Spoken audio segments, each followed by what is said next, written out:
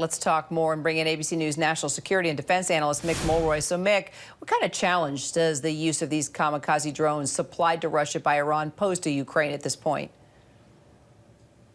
So, Kara, these are largely inexpensive, disposable suicide drones that are very difficult to track because they can change direction and they can come at very odd angles, and they really have a low signature on radar. So, for all those reasons, they are very problematic for even advanced air and defense systems, and certainly with them targeting Kyiv, the largest city there, it makes it even more difficult.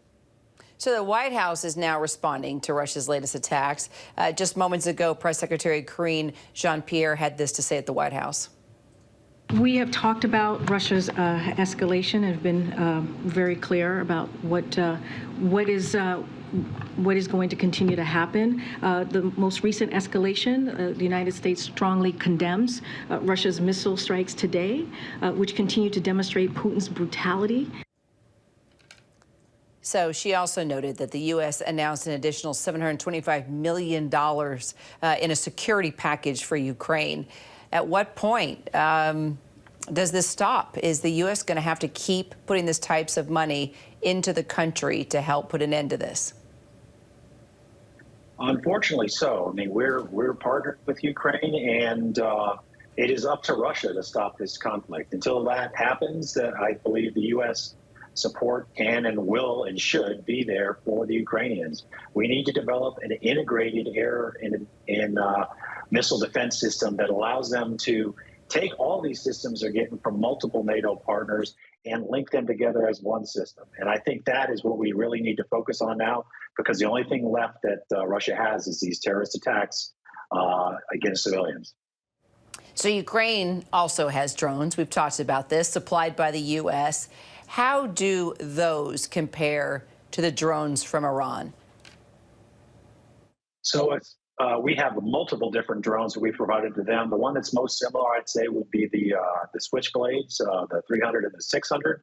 The 600 is very comparable to the Shahad Iranian-delivered drones. So those need to be delivered to the Ukrainians. We promised them quite a while ago. We've given them the 300s, but the 600s are really more effective, and they have much longer ranges.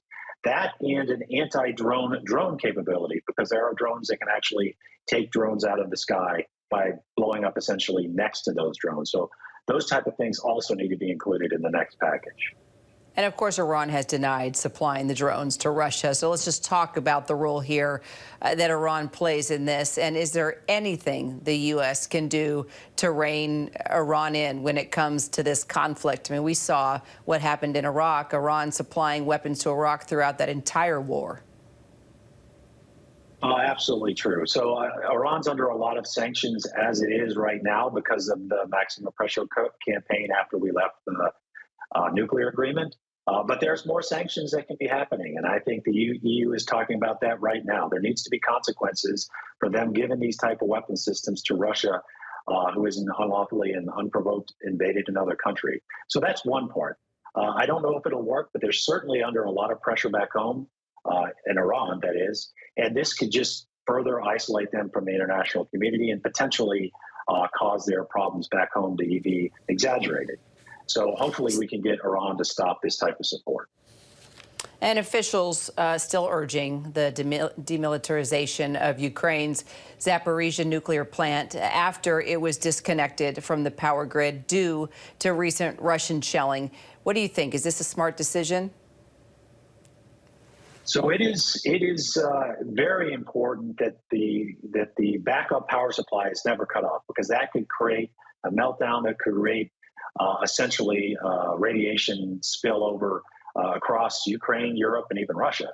So anything they can do to secure this facility, to have a demilitarized zone, as you said, would be very helpful. I don't know if Russia will allow that. They're using this as essentially a dirty bomb, a giant dirty bomb weapon, and a threat against Europe and Ukraine. So anything we can do to get the international community to force Russia to demilitarize this would be in everybody's interest, including Russia, because this radiation cloud will not know the difference between which way it goes, whether it goes into Russia or goes into Europe.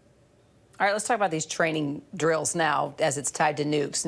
NATO is conducting these nuclear training drills involving around 60 aircraft, including strike fighters, surveillance, refueling planes. These exercises involve jets capable of carrying all kinds of nuclear warheads, but they don't involve any live weapons. So should NATO countries be concerned at all amid Russia's recent air attack on Ukraine? So these exercises happen all the time, as you would expect. It's an important part of our national security, NATO's security, to rehearse and practice this so that if they do ever have to use it, they'll be ready. It obviously takes on more important role right now because of the threats coming out of Russia to use what we're calling tactical nuclear weapons, low yield, smaller type weapons. So if that was to escalate, we have to be prepared. The most important thing is for countries, particularly Russia, to stop threatening something like this. That is completely irresponsible. But both sides, all countries are going to practice everything that's in their spectrum of national security, and nuclear is just one of those. All right, Mick Mulroy, always good to see you, Mick. Thanks. You too, Karen. Hi, everyone. George Stephanopoulos here. Thanks for checking out the ABC News YouTube channel. If you'd like to get more videos, show highlights, and watch live event coverage, click on the right over here to subscribe to our channel. And don't forget to download the ABC News app for breaking news alerts. Thanks for watching.